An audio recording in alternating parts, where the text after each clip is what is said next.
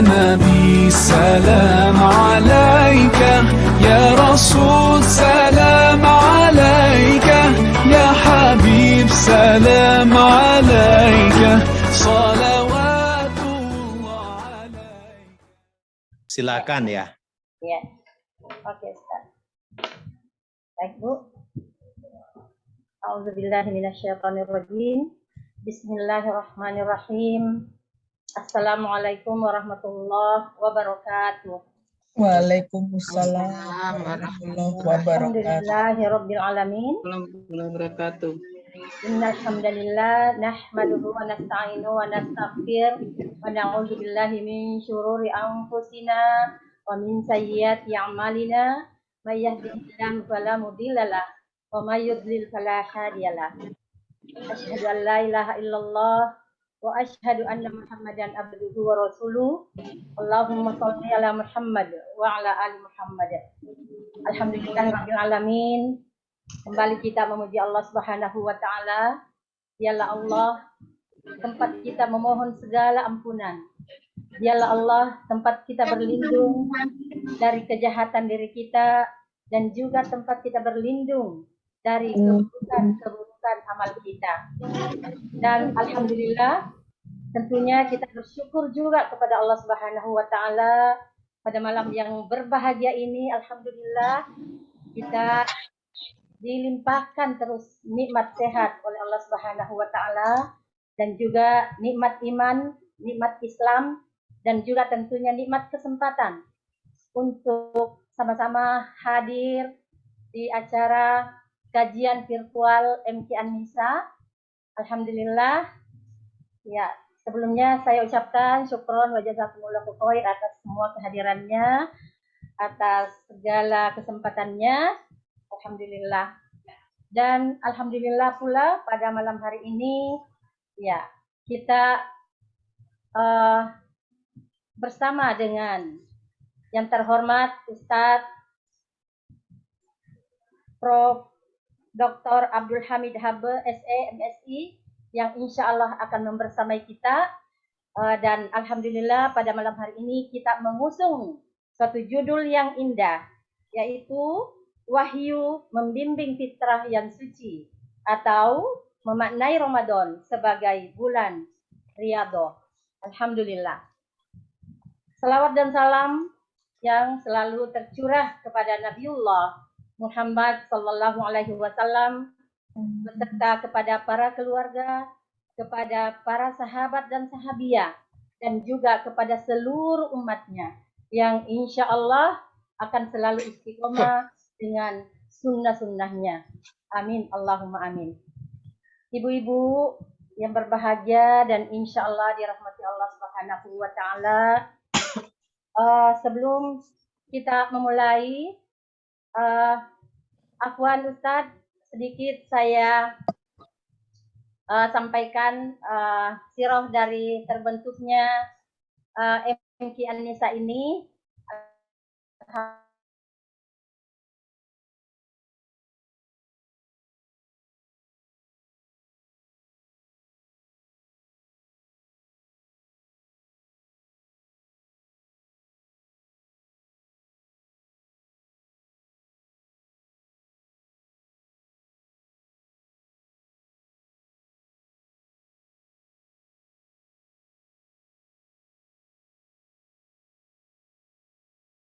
Alumni NP 6 tahun 79 untuk tahsin baca Al-Quran.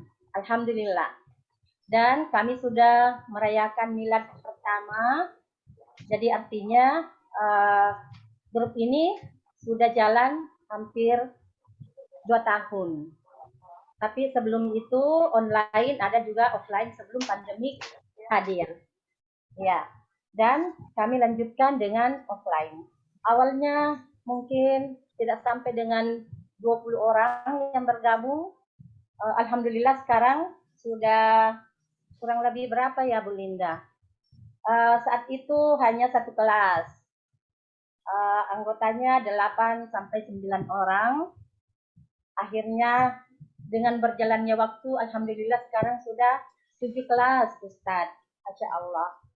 45 orang kurang lebih. Ya, dan didampingi oleh pengajar 3 orang. Ya, alhamdulillah. Ya, mungkin itu sedikit sirah berdirinya ini di An-Nisa, alhamdulillah. Ya, dan alhamdulillah hadirin, kembali saya juga perkenalkan sedikit biografi daripada Ustadz Prof. Dr. Abdul Hamid Habe, SE. Beliau lahir di Sopeng tanggal 15 Mei 1963. Jadi kita seumuran di Ustadz. Masya Allah. Ya. Seangkatan juga kan, sama-sama 82, 79. Gini, begini nih anggotanya. Alhamdulillah. Jadi menuju lansia. Lansia semua anggotanya. Sudah lansia. Antusiasnya Masya Allah luar biasa. Saya salut sekali semuanya. Baik Bu, beliau saat ini sebagai Ketua Dewan Pengawas Keuangan DPP Wahda Islamiyah, Ketua Program Studi S3 Akuntansi Unhas, dan juga sebagai Ketua Asosiasi Masjid Kampus Indonesia atau AMKI Wilayah Sulawesi Selatan. Ya, demikian tadi biografi daripada Ustadz Prof. Dr. Abdul Hamid Habe, SE, MSc. Mohon maaf jika ada yang kurang Ustadz. Ya, baik. Ibu-ibu yang insya Allah dirahmati Allah Subhanahu wa Ta'ala, untuk menghargai waktu, mari kita sama-sama mendengarkan tausiah yang tentunya dibawakan oleh Bapak Al-Ustadz Prof. Dr. Abdul Hamid Habe, SE, MSc. Tafadhol Mas Puro. Baik, bismillahirrahmanirrahim. Assalamualaikum warahmatullahi wabarakatuh. Waalaikumsalam Warahmatullahi Wabarakatuh. Suaranya gimana? Cukup jelas? Jelas, Ustaz. Cukup jelas. Ya. Mungkin juga nanti terasa bising soalnya ini anak cucu lagi ngumpul di rumah, jadi biasa gitu. ya. Mudah-mudahan jadi penghias kajian kita malam ini. Alhamdulillahirrabbilalamin. Assalatu wassalamu ala nabina Muhammadin wa ala alihi wa ashabihi ajma'in, amma ba'du. Ibu-ibu yang saya hormati, satu kesyukuran saya diundang untuk bersilaturahim dan sekaligus berbagi di apa namanya ini? MQ An-Nisa. Majelis Quran MQ, An-Nisa. oh MQ An-Nisa. Majelis Quran An-Nisa. Ya. Topik yang diberikan ke saya oleh Bu Linda ini cukup menarik, ya. Sekaligus sulit, gitu ya. Menarik sekaligus sulit, ya. Nah, oleh karena itu mungkin beberapa hal yang saya angkat nanti banyak bersifat normatif, ya. Mungkin belum bisa berbagi dari sisi pengalaman karena masih sangat minim, ya, sangat minim. Mungkin di antara ibu-ibu justru ada yang telah melakukan riyadah itu, ya, dalam kehidupan sehari-hari. Nah, saya izin share materi. Minta tolong saya dijadikan host. Oh, iya. Ya, agar bisa sharing materi. Ya.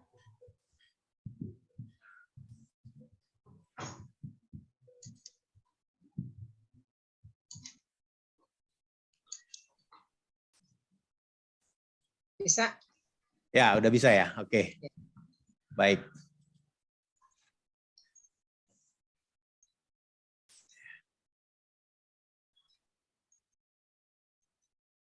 Terlihat ya? Ya. Ya, judulnya ini sangat bagus sekali. Wahyu membimbing fitrah yang suci. Subjudulnya memaknai Ramadan sebagai bulan Riyadhah. Ya. Topik ini tentu sangat relevan, momentumnya tepat, karena kurang lebih 10 hari lagi kita sudah masuk bulan suci Ramadan. Ini kita sudah memasuki pekan ketiga ya di bulan Sya'ban.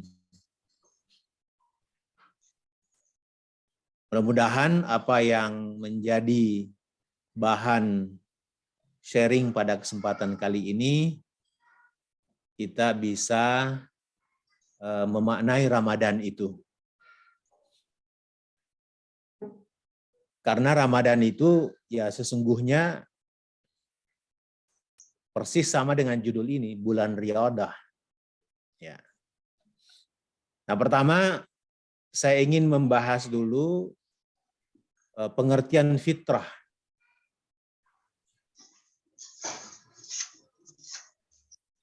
Fitrah ini berasal dari bahasa Arab yang asalnya itu adalah fatarah, yang berarti membuka atau menguak.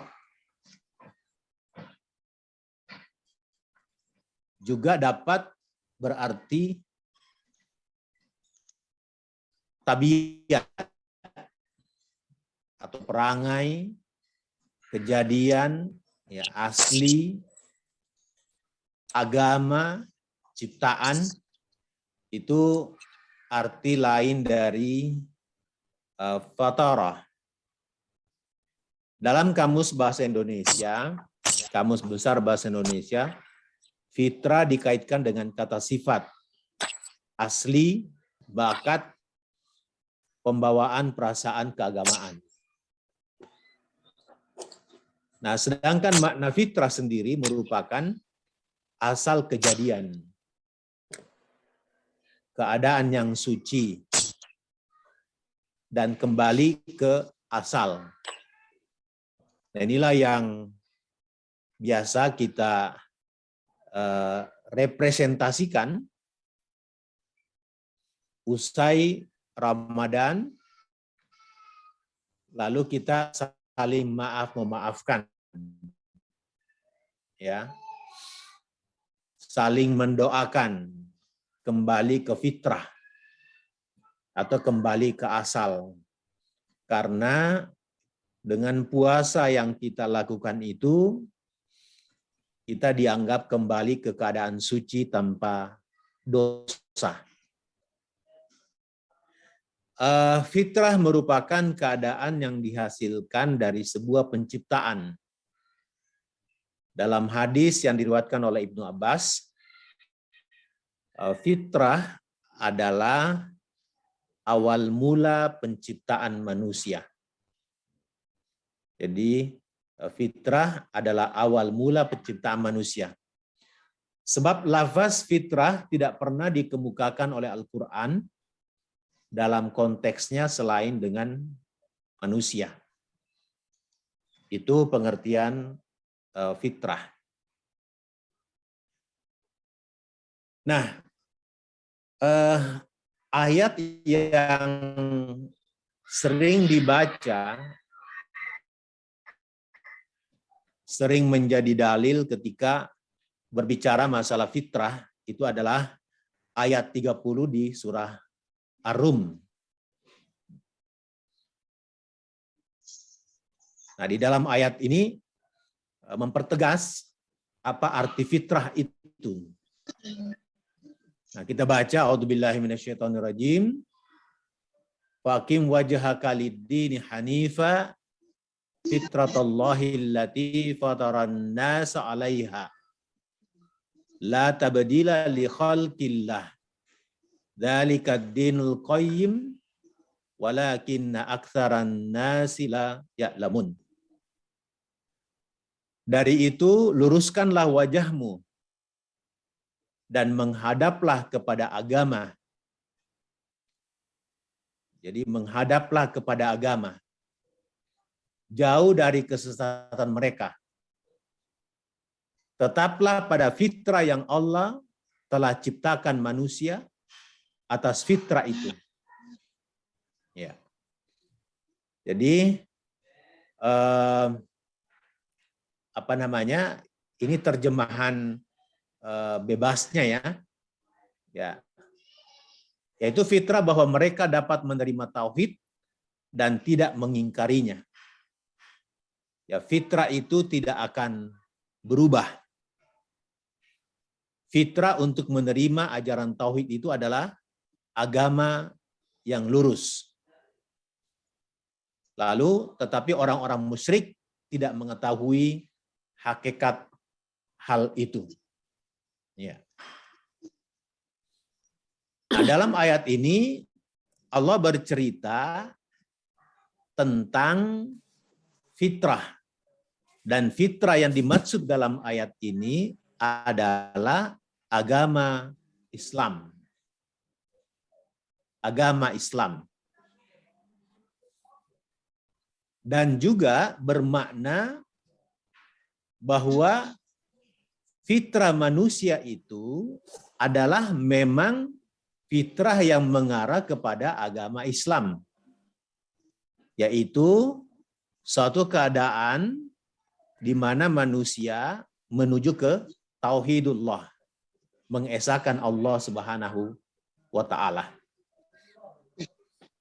Itulah sebabnya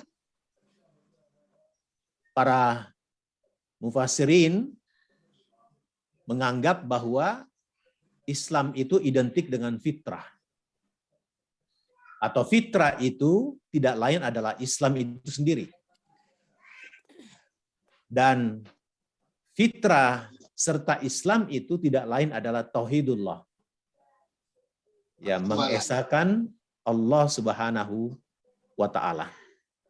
Nah, itulah sebabnya misalnya di tafsir Ibnu Katsir menjelaskan ayat ini, maksudnya adalah tegakkan wajahmu dan teruslah berpegang pada apa yang disyariatkan Allah kepadamu, yaitu berupa agama Nabi Ibrahim yang hanif, yang merupakan pedoman hidup bagimu, yang Allah telah sempurnakan agama ini dengan puncak kesempurnaan. Dengan itu berarti engkau masih berada pada fitrahmu yang salimah, lurus dan benar. Sebagaimana ketika Allah ciptakan para makhluk dalam keadaan itu. Yaitu Allah menciptakan para makhluk dalam keadaan mengenalnya, mentauhidkannya, dan mengakui tidak ada yang berhak disembah selain Allah. Jadi fitrah manusia itu adalah hanif. Hanif kepada mengenal Allah, mentauhidkan Allah, dan mengakui bahwa tidak ada yang berhak disembah selain Allah. Nah, kemudian masih dalam ranah definisi, Muhammad bin Shalih Al-Utsaimin berkata, Islam adalah agama yang fitrah, yang pasti akan diterima oleh semua orang yang memiliki fitrah yang salimah. Artinya, orang yang memiliki jiwa yang bersih, sebagaimana ketika ia diciptakan, pasti akan menerima ajaran-ajaran Islam dengan lapang dada. Ya. Itu menurut Al-Utsaimin. Nah, dengan pengertian dan pendapat para ulama ini menunjukkan bahwa siapapun yang menyimpang dari fitrahnya, pada dasarnya tidak hanya menyimpang dari Islam, tetapi menyimpang dari esensi dirinya sebagai seorang manusia yang diberikan potensi hanif. Jadi kalau ada orang yang tidak percaya Tuhan, menjadi ateis, itu menjadi tidak logis. Mengingkari fitrahnya sendiri. Taruhlah dia mengatakan, saya tidak suka agama, saya tidak suka Islam. Tetapi ketika dia mengatakan, saya tidak percaya Tuhan, itu artinya dia mengingkari fitrahnya sendiri. Itu adanya di mulutnya saja. Ya, karena fitrah tidak akan mungkin dibohongi.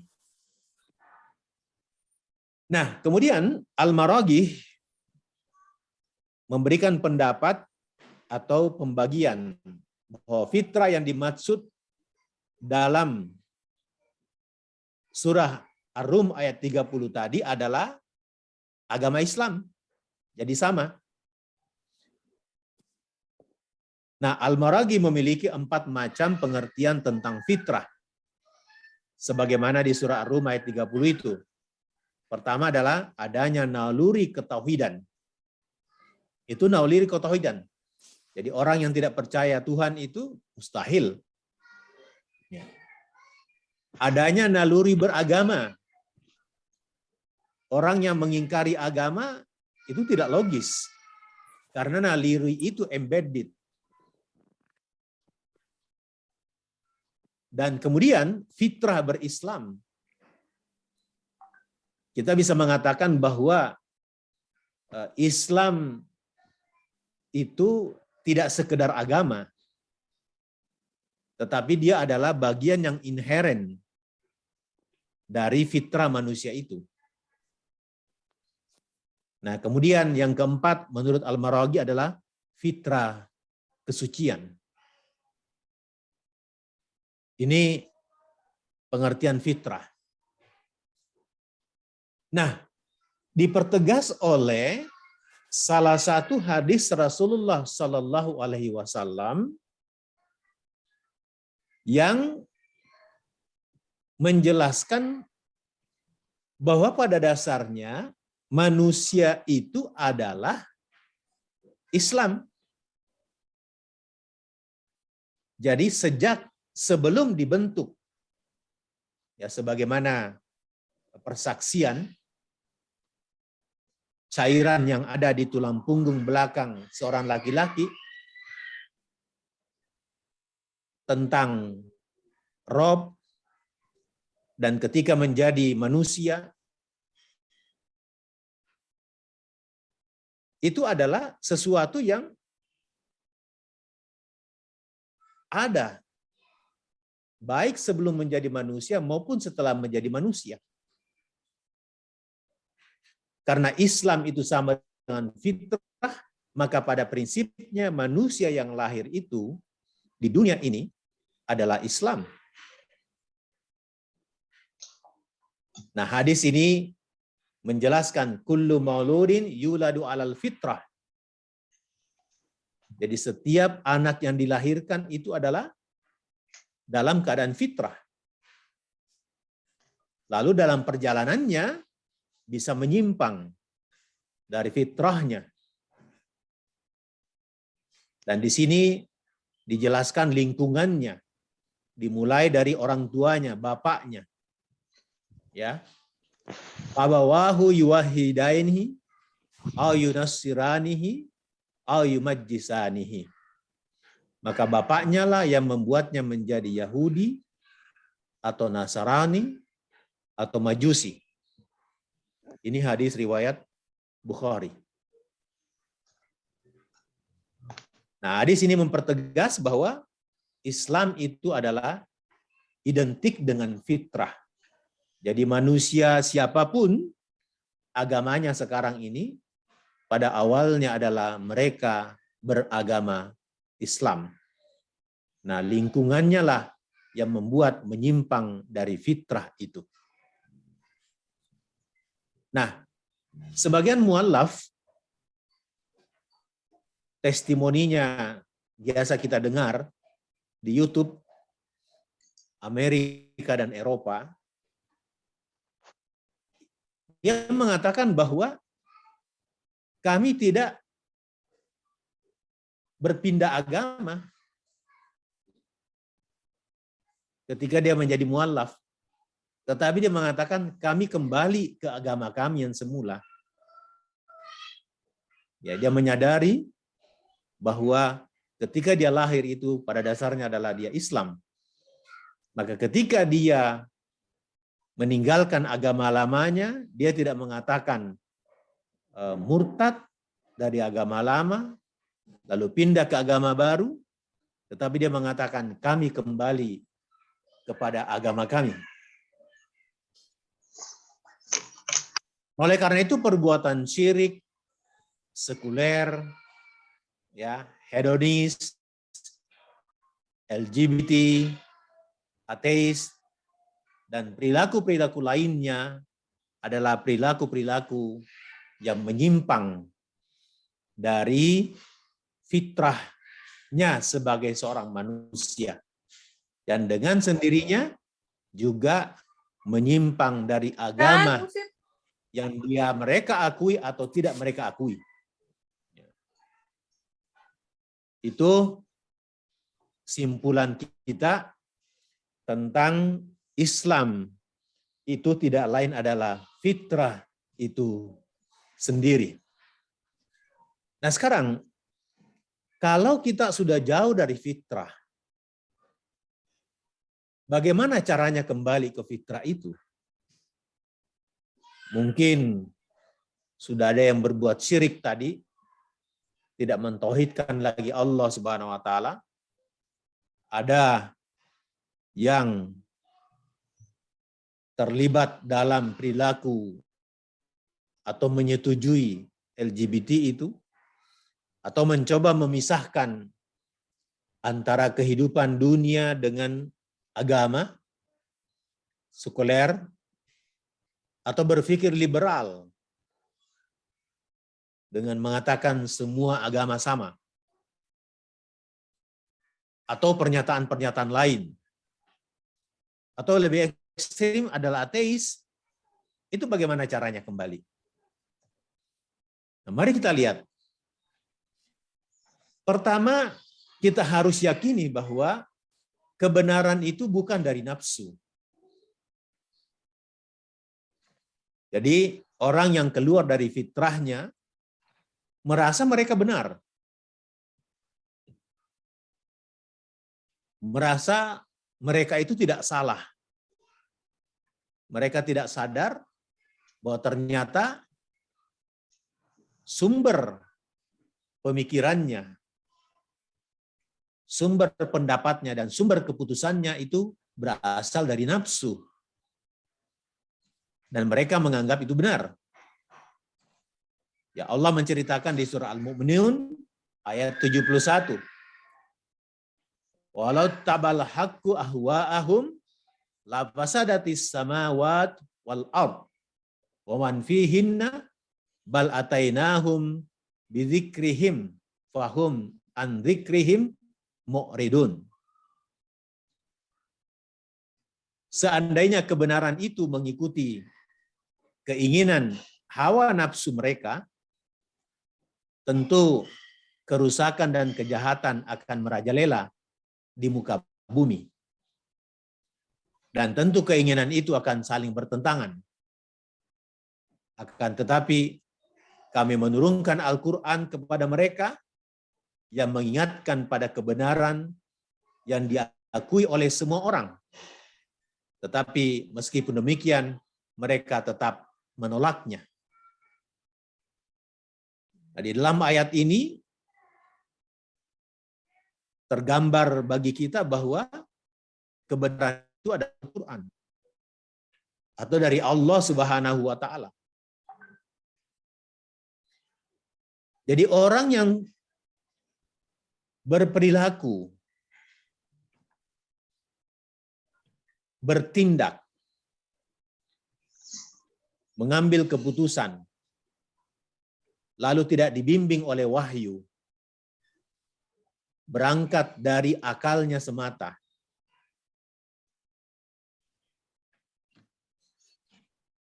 atau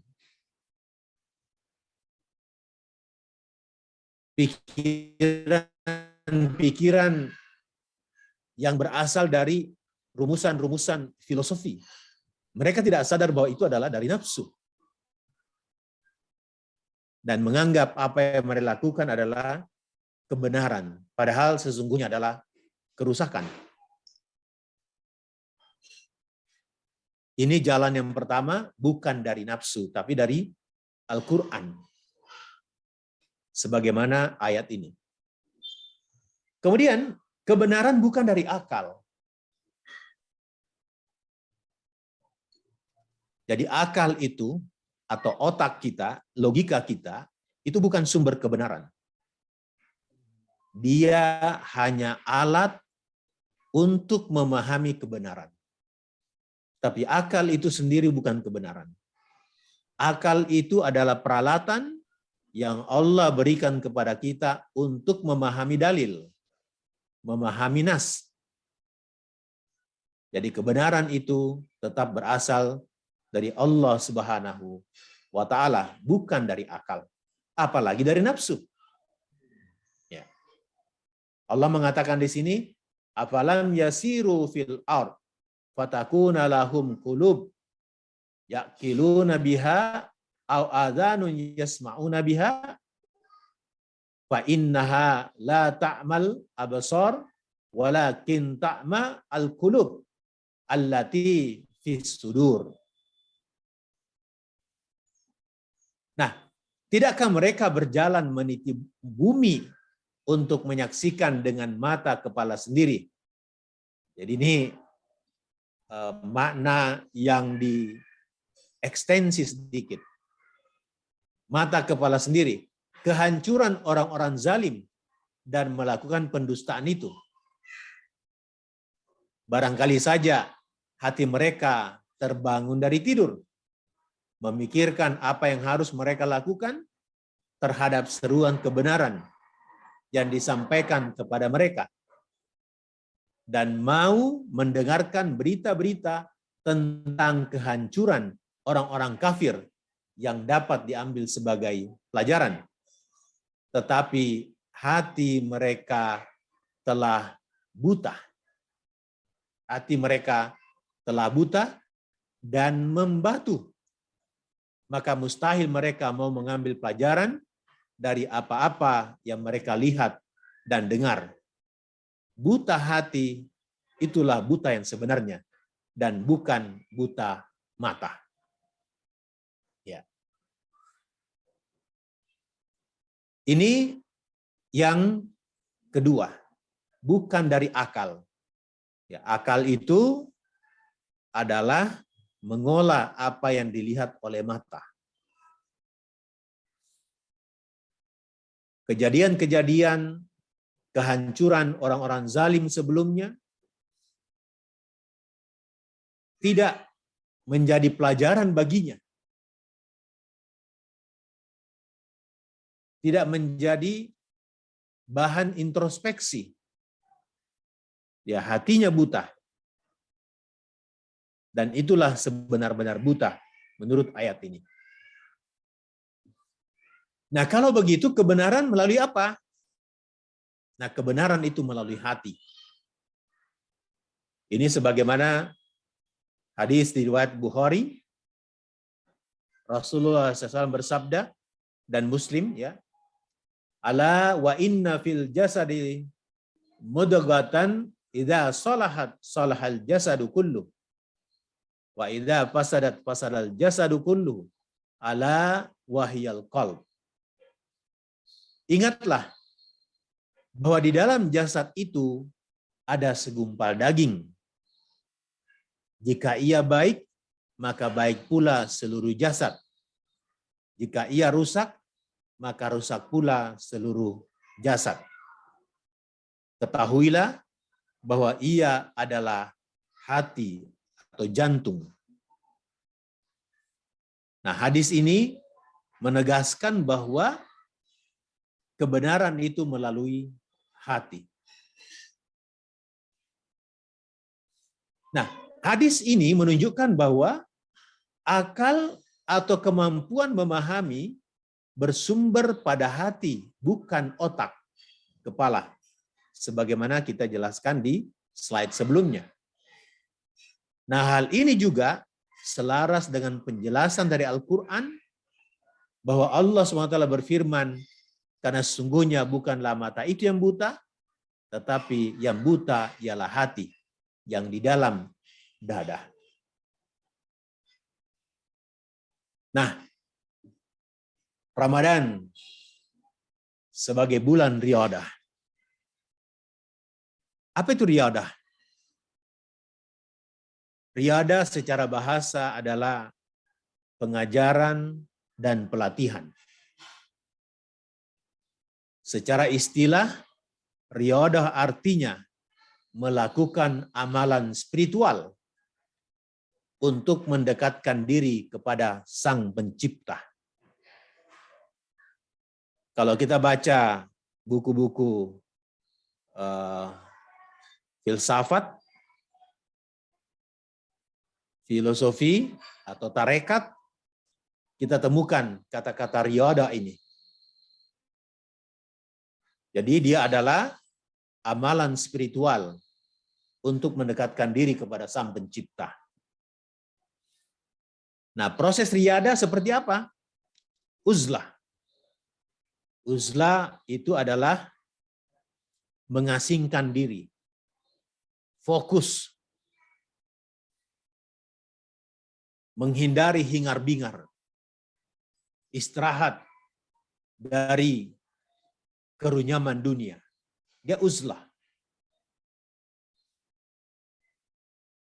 Apa yang dilakukan di sana? Dia diam, sedikit bicara, tafakkur.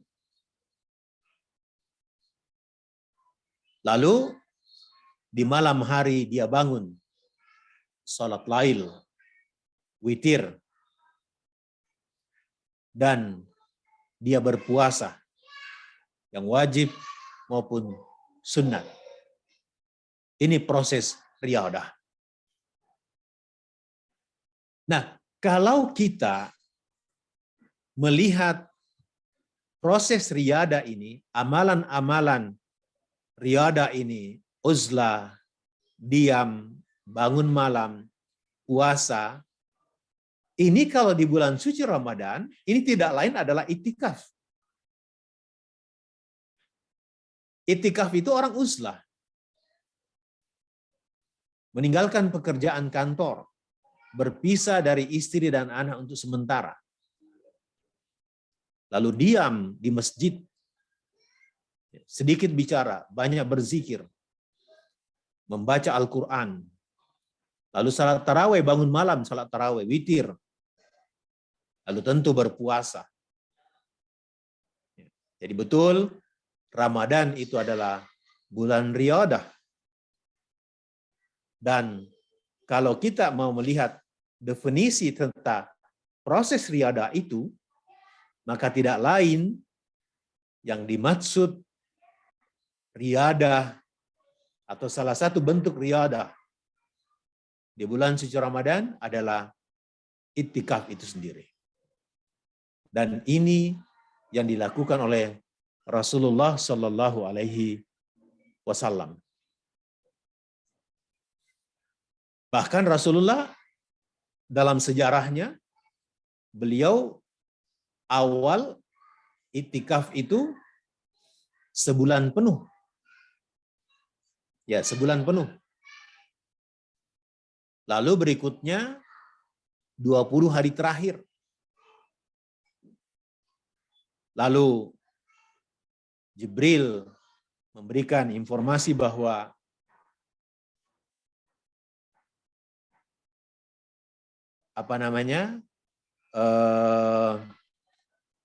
adanya Lailatul Qadar itu justru di 10 malam terakhir Ramadan.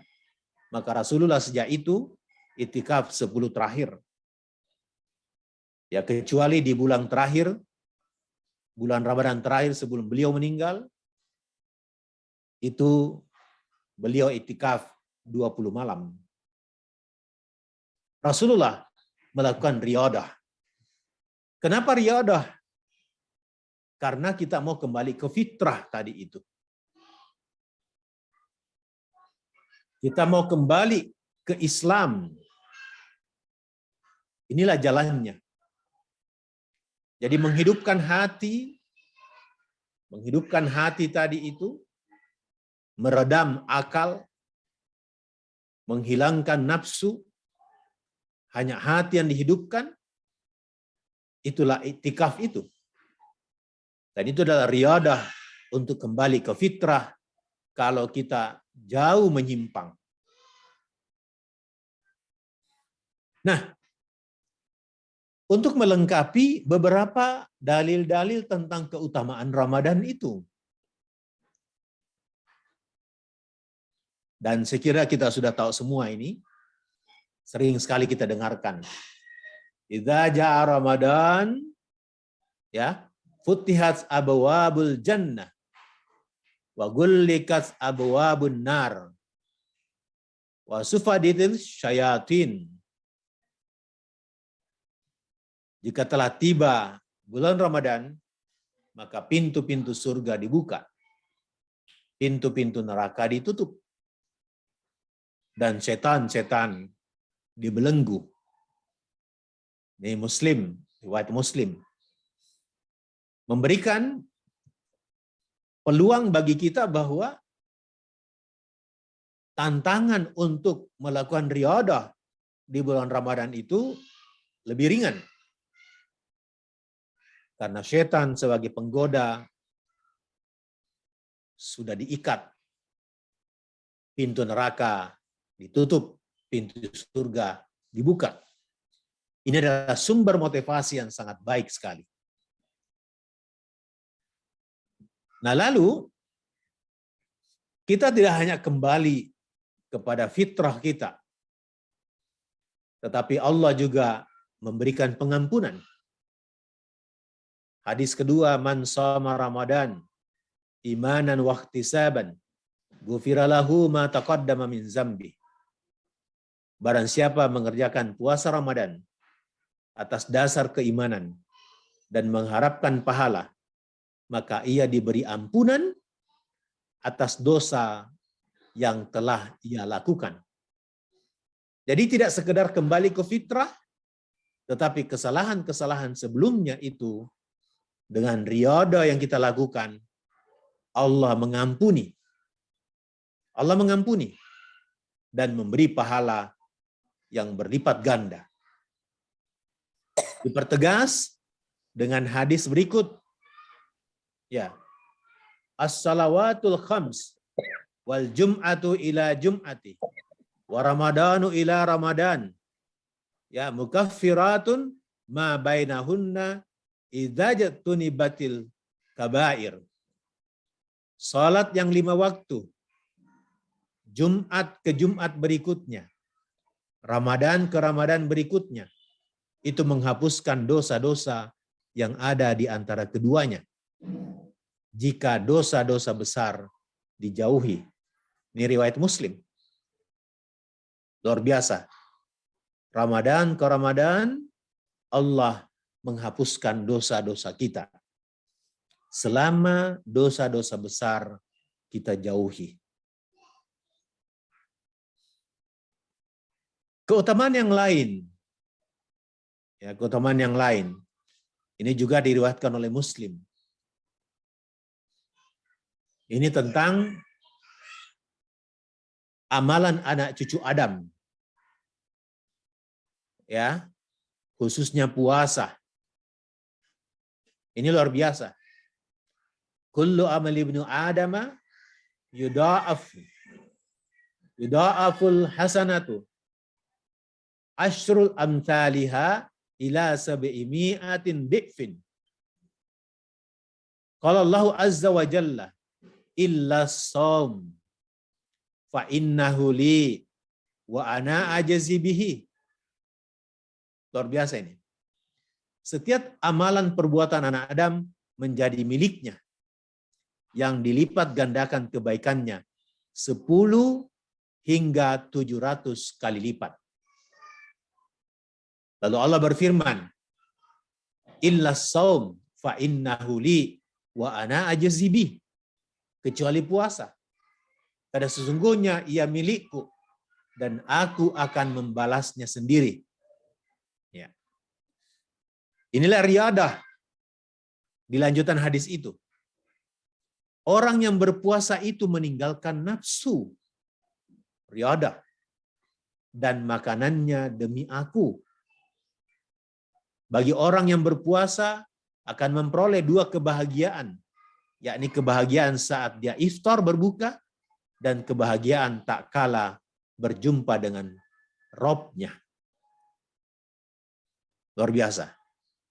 Jadi Allah melipat gandakan pahala orang yang beriman 10 sampai 700 kali lipat, dan kecuali puasa, karena puasa itu adalah milik Allah dan dia yang membalasnya sendiri.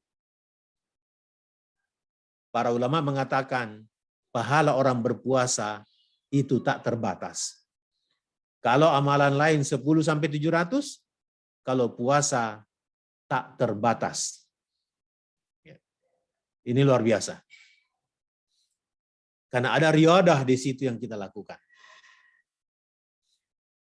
Nah, lalu puasa di bulan suci Ramadan dan membaca Al-Quran itu memberi syafaat.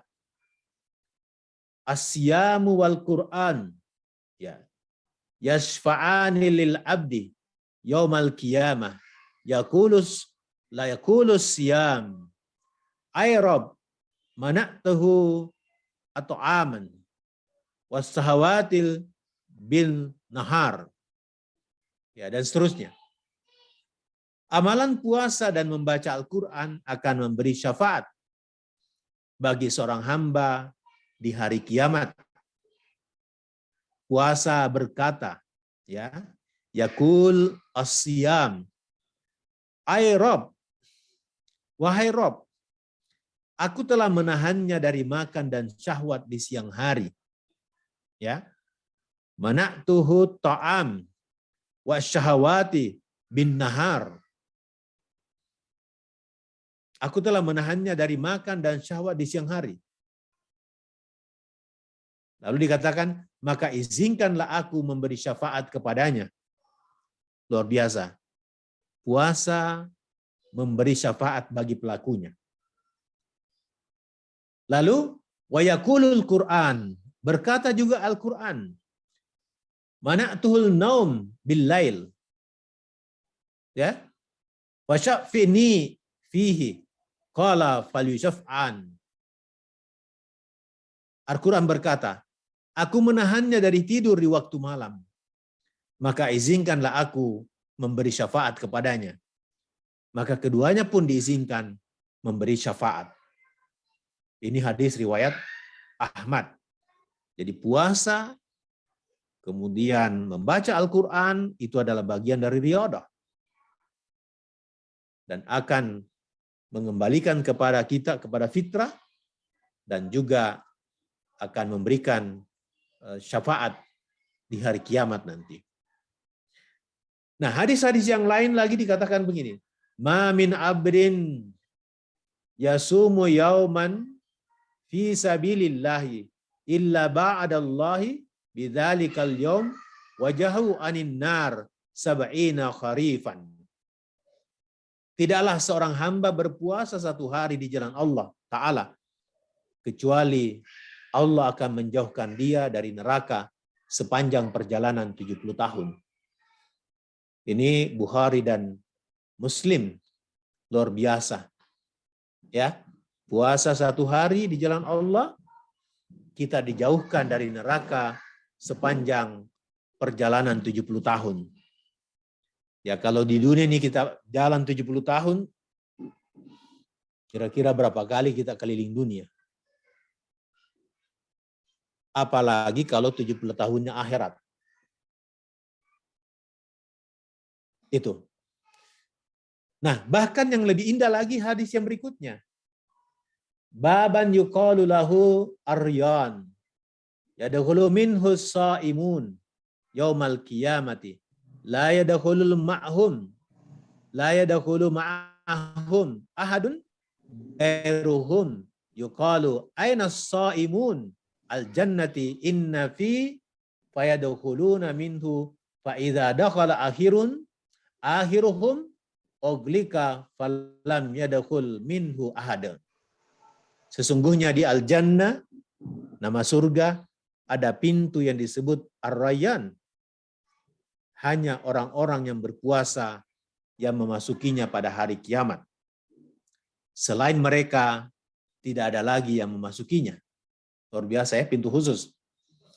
Nanti akan diseru, mana orang-orang yang berpuasa? Dan ketika orang terakhir dari mereka masuk, maka akan ditutup dan tidak seorang pun akan memasukinya. Bahkan ditunggu ya yang paling terakhir. Ya mungkin umat di akhir zaman barangkali. Yang berpuasa terakhir itu, ketika dia masuk, tiba-tiba pintunya sudah ditutup.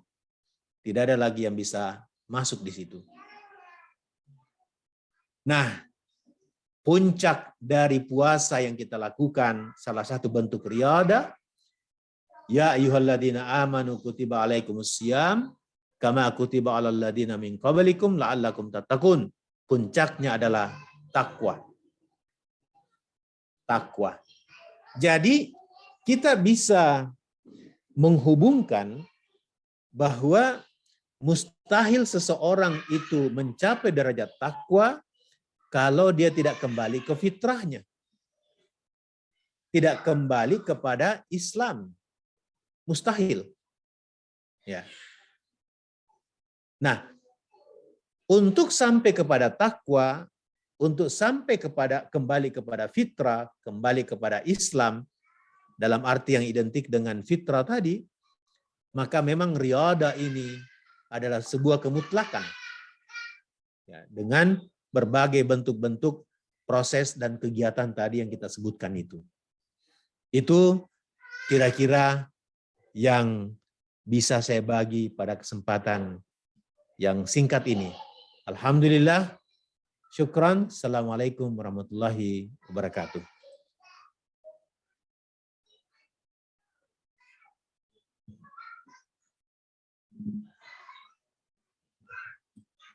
Ya, Waalaikumsalam warahmatullahi wabarakatuh. Ya, alhamdulillah.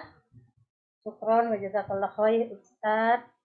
Ya, demikian tadi ibu-ibu paparan atau arti daripada fitrah itu sendiri.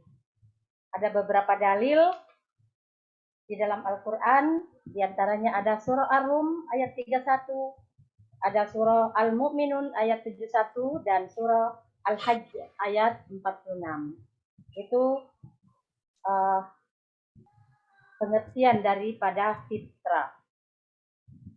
Nah, alhamdulillah. Mungkin Ustadz ada yang mau bertanya, bisa dikasih kesempatan? Ya, silakan. Ya, ibu-ibu, kami buka sesi tanya jawab. Mungkin ada yang kurang jelas atau ada yang mau bertanya di luar tema kita. Ya, disilahkan.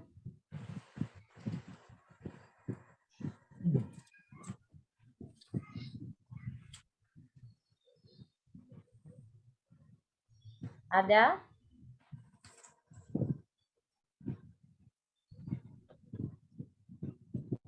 Usul mungkin? Boleh, Bu. Silakan. Ya. Assalamualaikum, Pak Ustadz. Waalaikumsalam warahmatullahi wabarakatuh. Saya pengen bertanya tentang riyadhah. Tadi Pak Ustadz menjelaskan bahwa riyadhah di dalam bulan Ramadan itu adalah berpuasa dan membaca Al-Quran. Apa ada riyadhah yang lain gitu untuk menambah selain berpuasa, membaca Al-Quran dan melaksanakan qiyamul lail, sholat tahajud dan berzikir, ada riyadhah yang lain nggak, Pak Ustadz? Boleh ditambah kalau ada. Di slide awal itu slide pertengahan ya tentang Ya. proses riyadah. Di situ ada uzlah. Uzlah itu dalam arti sederhana adalah mengasingkan diri. Oh iya, yang Ya, tadi itu. kalau ya Rasulullah itu bertahanus ya, bertahanus, mengasingkan diri, fokus gitu ya, fokus. Nah kemudian diam, sedikit bicara, ya banyak berzikir, banyak berpikir, banyak introspeksi diri.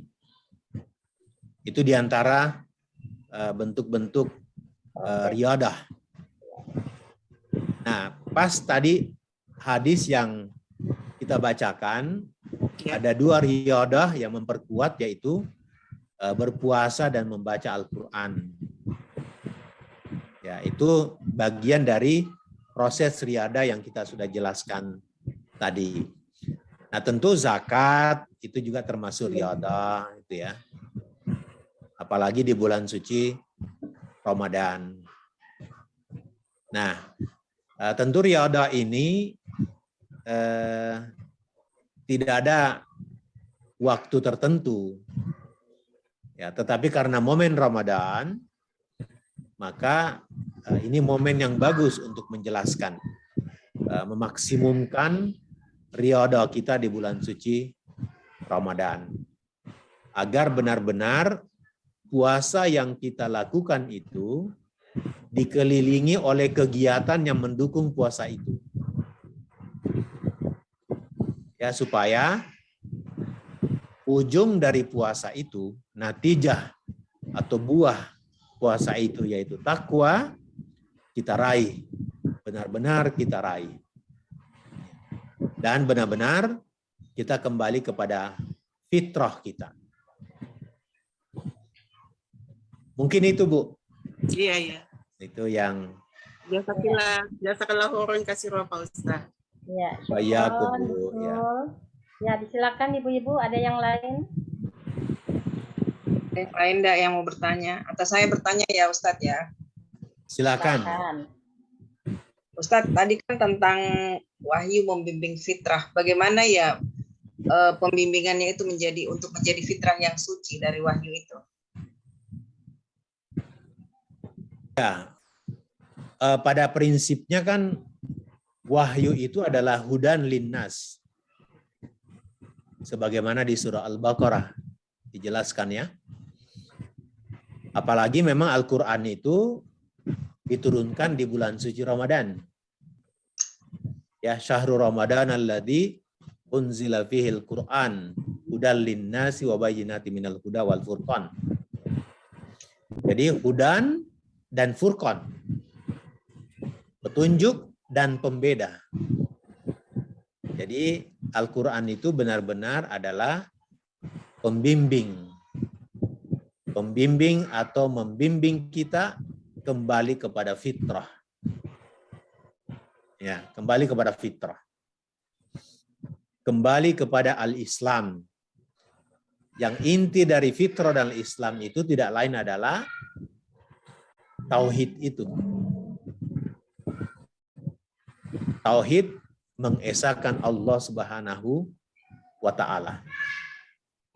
Yang kalau kita lihat penyimpangan-penyimpangan yang terjadi, itu pada dasarnya penyimpangan dari ketauhidan. Liberal itu secara tidak sadar adalah menyimpang dari prinsip-prinsip tauhid. LGBT, sekuler, itu pada dasarnya adalah penyimpangan dari prinsip-prinsip tauhid. Makanya kita berupaya untuk kembali. Nah, kadang-kadang kita tidak sadar kalau sudah terjadi penyimpangan. Di awal kita menyimpang itu bagaikan keluar dari titik sudut ya. Tapi lama-kelamaan itu semakin jauh. Jadi sama ibaratnya kita mau sholat menghadap ke kiblat. gitu ya. Di sudut awalnya kan paling sekian derajat saja dari Indonesia gitu ya. Tapi ternyata semakin jauh ya, semakin lebar. Bukan ke Ka'bah lagi, tetapi malah ke Bangladesh. Garisnya ke sana nanti. Menjadi besar. Dan teori evolusi menjelaskan itu. Ya, kalau kita baca terjadi ya di zaman sebelum Rasulullah SAW Islam datang, itu memang datangnya tidak revolusioner, tapi datangnya secara evolusi. Pertama mengagumi. Ceritanya Lata, Uzza dan Manar, patung-patung yang ada di seputar Ka'bah itu kan orang-orang soleh yang merawat Ka'bah itu. Lalu orang-orang mengagungkan. Ya, dibuatlah miniaturnya di rumah masing-masing. Turun-temurun beberapa generasi, semakin menyimpang, akhirnya dibuat dalam bentuk patung. Gitu ya. Nah, inilah kadang saya ketika ceramah, bagaimana sekatenan di Jogja, saya baru tahu kalau ternyata sekatenan itu berasal dari syahadatain. Ya, ratusan tahun kemudian berubah menjadi sekatenan. Maksud Sultan Hamengkubuwono itu merayakan maulid di alun-alun dekat kerajaan itu adalah untuk menyebarkan agama Islam. Jadi benar-benar ceramah, ulama-ulama yang ceramah. Lalu di pinggir-pinggir lapangan itu adalah penjual-penjual. Tapi coba kalau kita hadiri sekatenan sekarang, ceramahnya di mana? Sisa kaset yang kita dengarkan. Lalu isinya lapangan itu adalah para penjual, pedagang, yang tadinya dulunya dia adalah menghiasi pinggir-pinggir lapangan, ceramah di tengah, sekarang justru ekonominya ya ada di situ macam-macam arena permainan anak-anak itu. Ya, dari syahadatain mencoba menjadi sekatenan karena evolusi. Mungkin ibu-ibu tahu di Takalar sebagian umat Islam di sana merayakan Maulid berlebih-lebihan. Ya. Melepas sesajen di laut. Ya. Di Cekuang itu kan? Cekuang. Ibu tahu di Cekuang itu bagaimana? Ya. Ya. Itu evolusi. Mungkin awalnya melaksanakan Maulid Nabi biasa-biasa saja. Tapi turun-temurun semakin menyimpang. Akhirnya mengarah kepada kemusyrikan. Yang lucu dilembagakan sebagai budaya yang harus dipertahankan. Ini kan menjadi bahaya. Iya. Nah, mengapa Umar bin Khattab menyuruh sahabatnya, umatnya memotong pohon Ridwan itu? Pohon Ridwan yang dijadikan Rasulullah sebagai Ka'bah bayangan ketika dihalangi masuk Mekah untuk berhaji. Di situ Rasulullah tawaf. Dan ketika Umar bin Khattab menjadi khalifah, ada sebagian umat Islam juga tawaf di situ, tidak masuk ke Ka'bah. Akhirnya Umar bin Khattab khawatir terjadi penyimpangan yang semakin jauh, maka ditebanglah pohon Ridwan itu. Jadi kemusyrikan dalam Al-Quran itu diceritakan begitu. Awalnya mengagumi orang-orang suci mereka, ulama-ulama mereka. Lalu berlebihan, turun-temurun. Akhirnya terjadi penyimpangan. Artinya semakin jauh dari fitrahnya. Nah, inilah kita upayakan kembali ke fitrah, kembali ke Islam. Ya, memang tidak mudah, tetapi harus kita lakukan. Nah, salah satu bentuknya adalah riyadhah itu. Saya kira itu penjelasan saya, Linda. Ya. Tadi itu Ustadz bilang tentang hadis yang akal itu bukan kebenaran tapi peralatan. Jadi kita berini kan ke hati ya, ke jantung, bukan ke otak begitu. Ya, kan hukum Islam itu kan pertama dari Quran ya. Lalu hadis, lalu ijma, lalu qiyas gitu ya. Itulah sumber kebenaran. Tidak ada di situ bilang akal. Ya, akal itu hanya alat untuk memahami dalil, menuju kepada kebenaran. Karena akal itu kan sangat terbatas ya. Dalam ilmu psikologi disebut dengan bounded rationality. Makanya akal bukan sumber kebenaran. Dia hanya alat untuk memahami dalil, menuju kepada kebenaran. Nah, tentang kerusakan yang terjadi, penyimpangan yang terjadi, kalau kita melihat tadi hadis bahwa ada satu daging dalam tubuh manusia, kalau itu sakit maka sakit keseluruhan, kalau itu baik baik keseluruhan. Ala riyal qalb. Ketahuilah bahwa dia adalah qalb. Ada yang menerjemahkan hati. Hati atau jantung. Sampai sekarang kan masih diperdebatkan. Yang mana itu hati? Itu ya. Apakah pada Dahlan Iskan yang sudah ganti hati itu yang dimaksud? Transplantasi hati. Ya kan? Ya. Ada yang mengatakan jantung yang dimaksud. Qalb di situ adalah jantung. Ya. Nanti kalau terjadi kemajuan teknologi, ada transplantasi jantung. Jadi masalah kan? Di Amerika sudah ditemukan kan? Ditemukan jantung babi mengganti jantung manusia. Ya. Nah, akhirnya kan terjadi sekarang perdebatan. Kalau begitu, qalb itu yang mana? Rasulullah mengatakan segumpal daging, berarti dia berbentuk ya.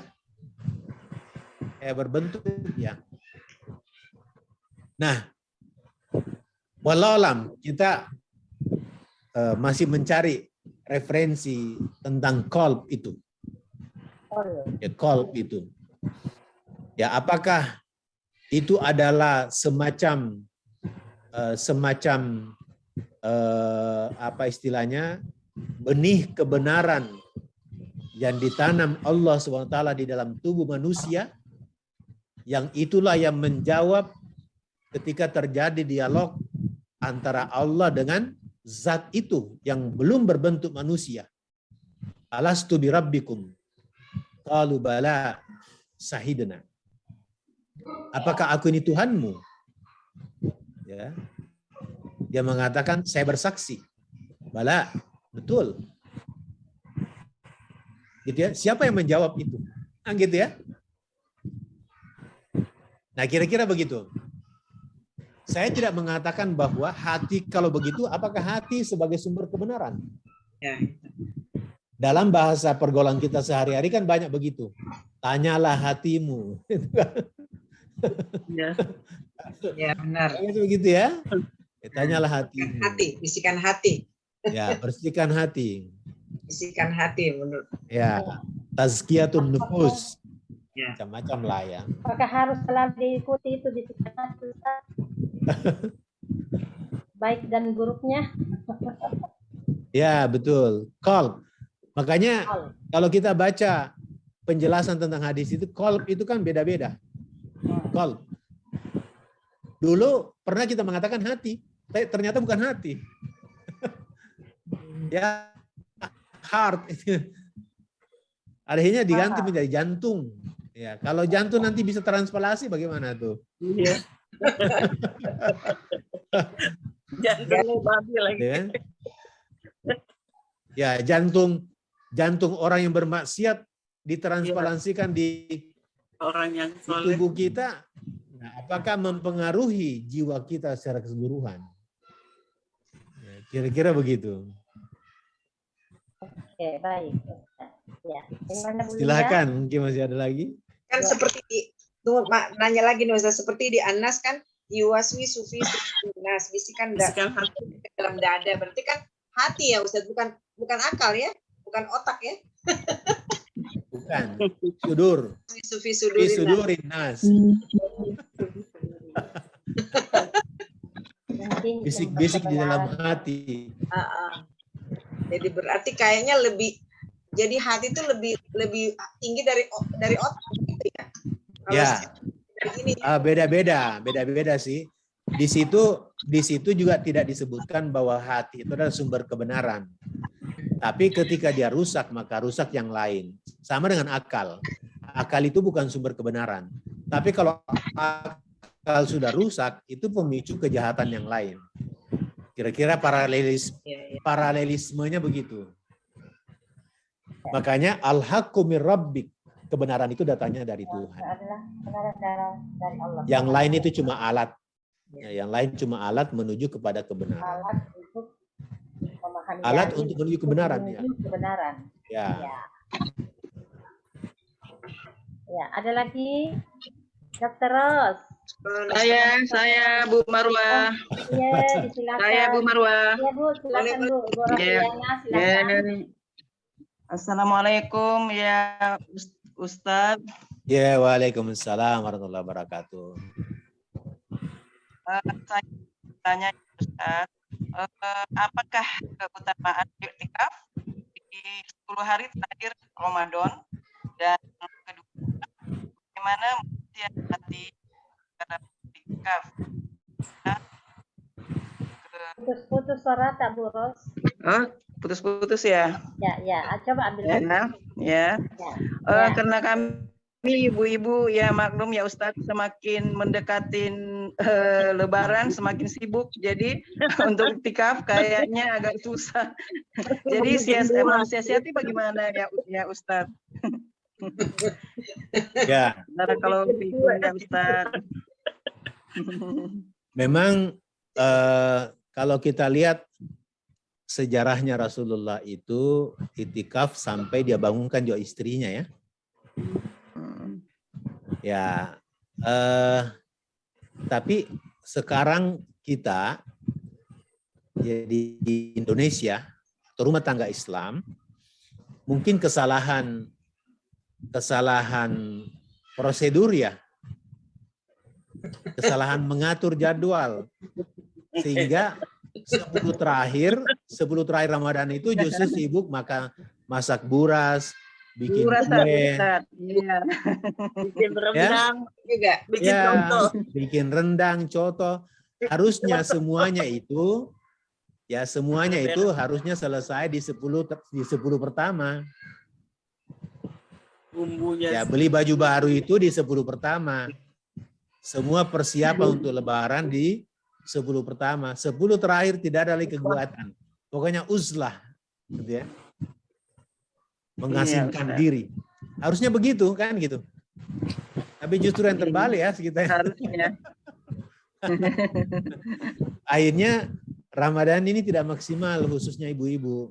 Iya, Kalau laki-laki sih ya kita lihat masjid-masjid itu sekarang sudah semakin membudaya itu iktikaf itu. Iya. Semakin membudaya. Ya. Harusnya memang ya mungkin dibalik sekarang ya, diatur ya. Selesaikan memang sebelum masuk Ramadan. Kira-kira. Iya. Paling lambat 10 pertama sudah selesai memang nih. Ya, 10 terakhir tinggal maksimalkan. Ya, tidak ada lagi gangguan. Nah, itu seharusnya begitu. Tapi entah bisa enggak di Indonesia karena sudah menjadi budaya.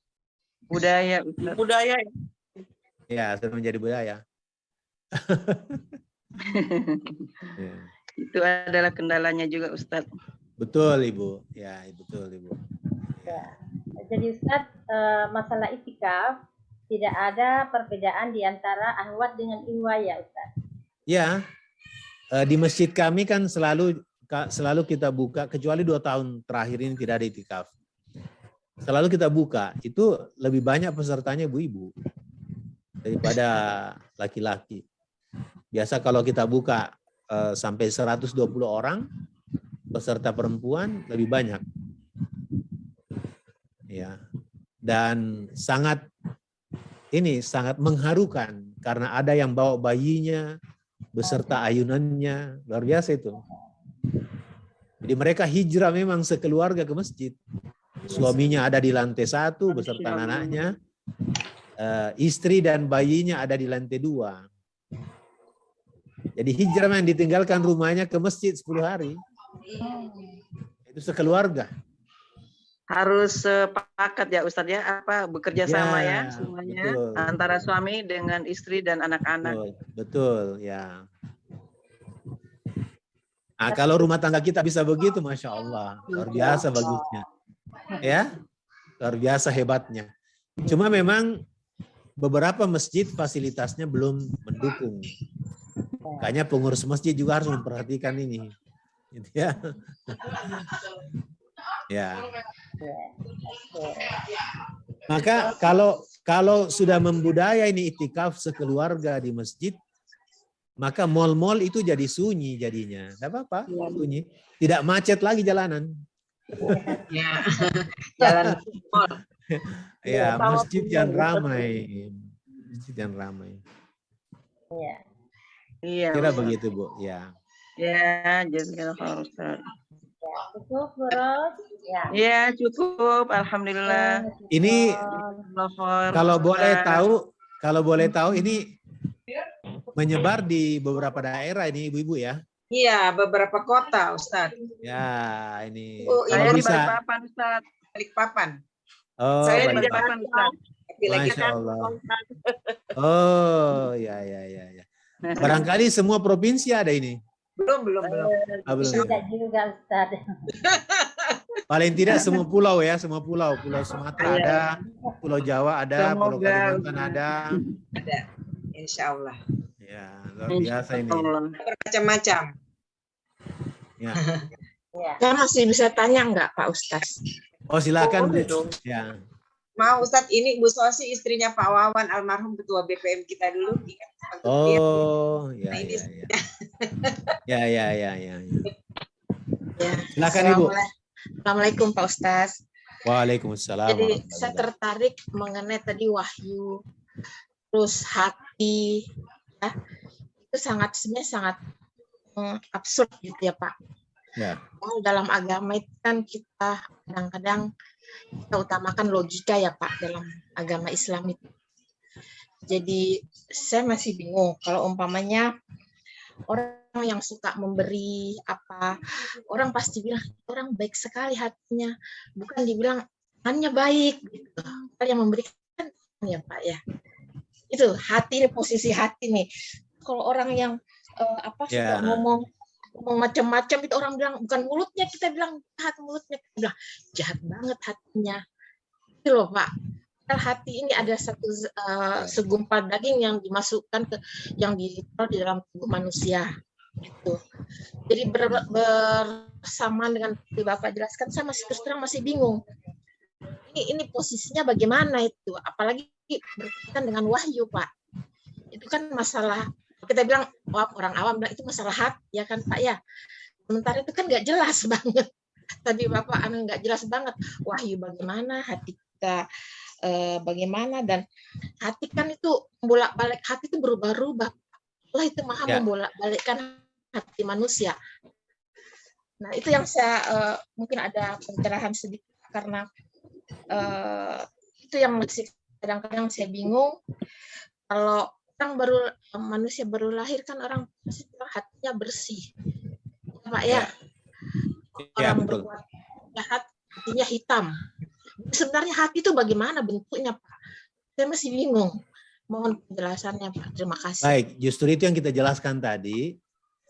Apakah qalb itu benar terjemahannya hati? Ya. Jangan-jangan bukan hati yang kita maksud, gitu ya. Iya, saya nggak tahu. Karena Seperti doa Rasulullah SAW, ya muqallibal qulub, sabbit qalbi ala dinik. Wahai orang yang membolak-balikkan hati. Nah, diterjemahkan lagi hati, qalbi itu. Jadi memang orang selalu mereverse ke hati, Bu ya. Kalau ada orang yang suka memberi, kita katakan baik hati. Kalau ada yang jahat, kita tidak banyak hatinya. ya, Jadi selalu mereverse ke hati. Nah, pertanyaannya, apakah tepat terjemahan qalb itu hati? Itu kan yang diperdebatkan di. Jadi yang mana yang dimaksud segumpal daging oleh Rasulullah itu qalb itu. Fahiyal qalb. Nah, sebagian menerjemahkan itu hati. Tapi dalam konteksnya ternyata ada orang yang ganti hati. Ya, Pak Dahlan Iskan itu transparansi hati. Apakah hati itu yang dimaksud, qalb itu? Akhirnya diubah. Oh, yang dimaksud jantung. Yang dimaksud bukan jantung. akal ya, Pak. Makanya Bukan akal. ada yang menerjemahkan jantung, qalb itu. Nah, sekarang sudah ada transplantasi jantung. Ya, Gimana? apa? Juga ya? Ya. Jadi memang masih terus ini dipakai secara bergantian. Ada yang mengatakan Otak. hati, ada yang Bukan mengatakan otak. jantung. Ya. Bukan otak juga, Pak ya? Bukan juga otak. Bukan juga otak. Bukan, Pak. Karena Saya juga- otak di reverse ke akal. Ya, sementara Itu ya, makanya yang mana itu ya. Jadi ada chips dalam tubuh kita, Kalau itu menurut saya unik, tak tergantikan. Jadi tidak bisa ditransplantasi. Kalau itu baik, maka baik seluruhnya. Kalau itu rusak, rusak seluruhnya. Chips itu, qalb bukan- itu. Qalb ya. itu di mana itu kan? apa itu bukan Kalau rasa, ibu Pak? tahu, kalau ibu tanya kepada saya yang mana itu, saya juga belum tahu yang mana. Apa itu bukan rasa, Pak? Rasa. Rasa itu kan Wallahu sama. alam. Rasa. Saya juga belum tahu, Bu. Karena Rasulullah mengatakan segumpal daging, ya. Apakah rasa itu segumpal daging? Kayaknya bukan ya. Berarti nyata kan, Pak ya? Berarti itu Ya. nyata kan? Ada wujudnya Berarti berarti. dia sebuah Iya. chip dalam tubuh kita. Chips. Kalau dalam komputer itu kira-kira apa itu ya? Prosesornya. Prosesor. Prosesornya kira-kira. Tipsnya. Itu yang kadang-kadang padahal Pak, kalau kita menyangkut wahyu, maaf ya Pak, ini menyangkut wahyu dan agamaan selalu menyangkut rasa, Pak. Di samping semua dalil-dalil yang menunjang agama Islam dalam hal ini. Ya. Intinya selalu menyangkut rasa. Itu yang saya masih sementara di tadi Bapak bilang, saya juga sudah dengar bahwa itu ada segumpal daging. Nah, itu yang saya bingungkan, Pak, daging itu berupa rasa atau otak itu. Rasa itu, Pak, rasa itu yang selalu ada. Rasa itu, Bu, salah satu instrumen yang Allah berikan kepada kita untuk menangkap hal-hal yang memang dibutuhkan instrumen itu untuk ditangkap. Ya. Ya, makanya kalau misalnya kita kembali kepada firman Allah Subhanahu wa taala, inna fi khalqis samawati wal ard wa ikhtilafil laili wan nahari la ayatil liulil albab alladzina yazkuruna Allaha qiyaman wa qu'udan wa ala junubihim wa yatafakkaruna fi khalqis samawati wal ard. Di situ ada dua kata, zikir dan fikir. Ya, zikir itu instrumen mana yang melakukan? Fikir itu instrumen mana yang melakukan? Kalau fikir kita menganggap oh itu akal, instrumen akal. Kalau zikir instrumen mana yang melakukan zikir itu? Ada yang mengatakan qalb, hati gitu ya. Nah, kalau rasa itu apa yang dilakukan oleh rasa itu? Ya, macam-macam, Bu. Macam-macam instrumen dalam diri kita untuk menangkap hal-hal yang ada di sekitar kita. Mungkin memang ada ayat-ayat Al-Quran yang harus menggunakan rasa untuk menangkap maknanya. Tidak sekedar akal. Ya. Ya. Mungkin ada rasa. Saya kira begitu. Bukan rasa asin ya.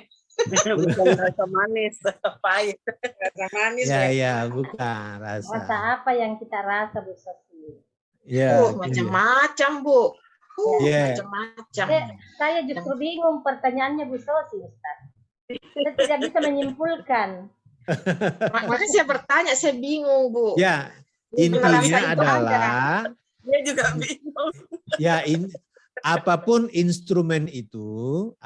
instrumen itu fungsinya hanyalah alat untuk memahami wahyu, Kebenaran. untuk menuju kebenaran. Alat, ya. Jadi hati, akal, mungkin ya Ustaz, dan lain-lain. Ya apapun rasa, pokoknya Itu apapun hanya itu cuma alat.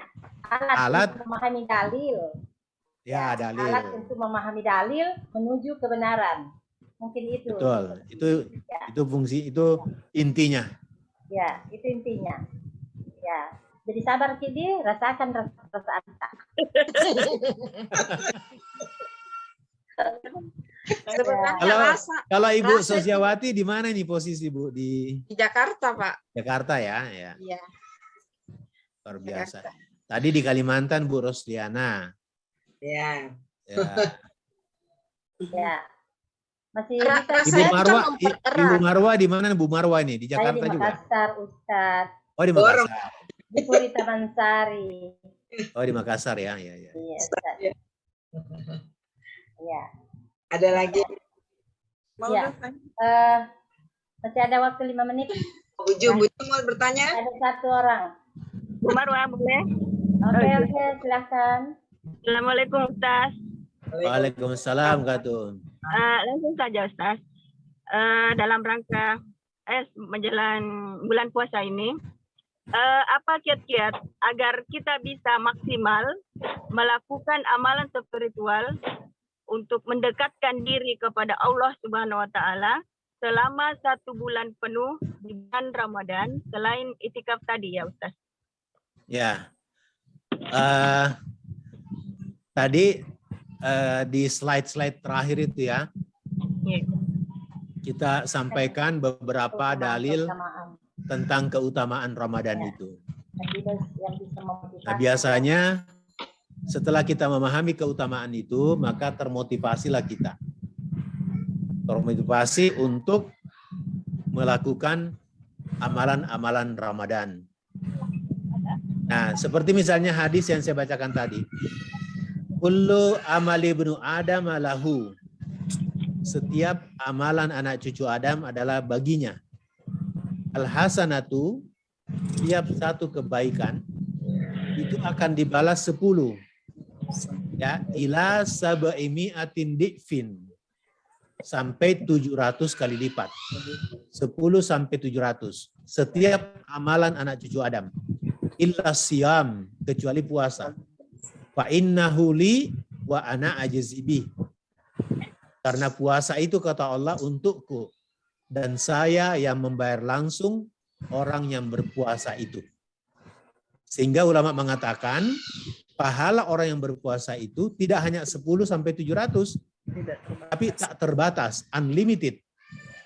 Bahkan dipersilahkan masuk ke surga melalui pintu khusus, Ar-Rayyan namanya.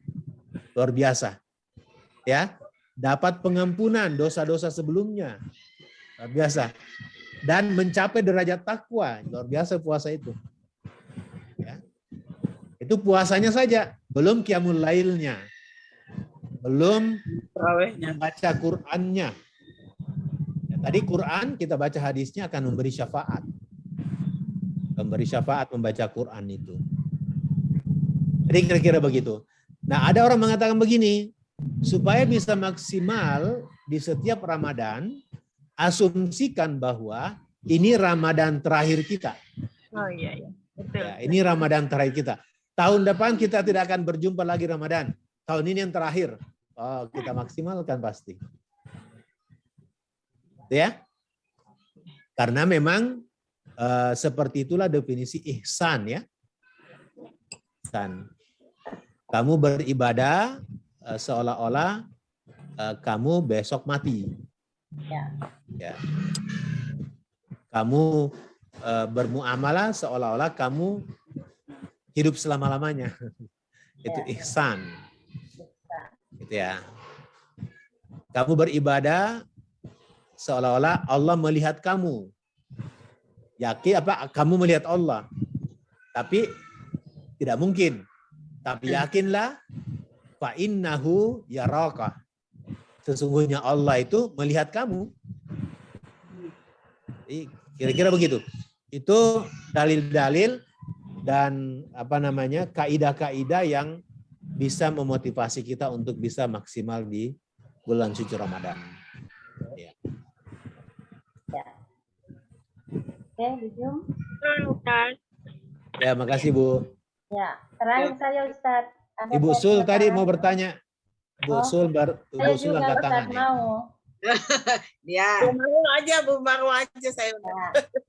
Ini Ustaz, ada dalil yang mengatakan bahwa wanita itu gampang sekali masuk surga. Di antaranya satu, bertakwa kepada Allah Subhanahu wa taala, berpuasa pada bulan Ramadan, dan ketiga, menjaga kemaluan. Ya. Ya. Jadi bagaimana dengan puasa-puasa sunnah itu, Ustaz? Ya. Karena pastilah kita berpuasa di bulan Ramadan. Iya. Ya.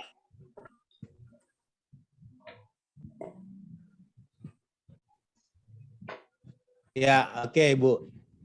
Jadi tentu ketika Rasulullah mengajarkan sesuatu kepada kita tentang amalan-amalan tertentu yang membuat kita bisa masuk surga, itu biasanya juga bersifat kontekstual, tidak hanya tekstual, ya, tapi bersifat kontekstual. Apa yang dimaksud kontekstual? Banyak sekali hadis, nasihat-nasihat Rasulullah kepada para sahabatnya itu berbeda-beda.